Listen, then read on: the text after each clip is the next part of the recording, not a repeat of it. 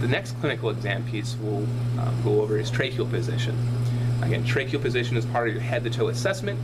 We're assessing this, always looking for deviations, which may indicate most likely a pneumothorax of some kind or a very severe consolidation potentially. There's 3 ways to do it. I'll show you all 3. And it's up to you to use your own preference. Okay. So the first thing you're going to have the patient do, all right, is tuck their chin, just to relax the strap muscles in the neck. Okay. You will appreciate the suprasternal notch.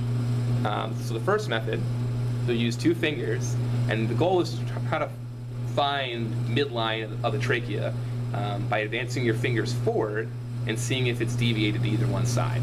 Okay? So just relax here for me. And hers feels pretty good. All right. Second method is you can use the lateral aspect of your finger pads. Okay. You'll go to the sternoclavicular joint, and you'll just advance your finger forward,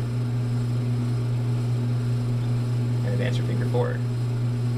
What you're looking for is, since there should be a potential space between your trachea and I guess the lateral contents of your throat, of your larynx,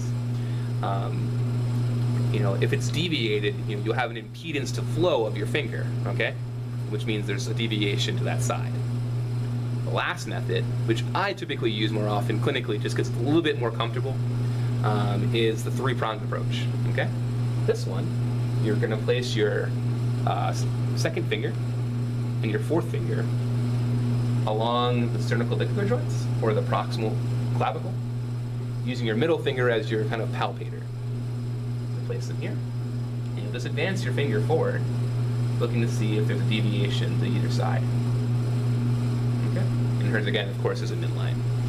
Patients with pneumothorax, if there is a collapsed lung here, of course, there's going to be an elevated pressure in this side of the thorax.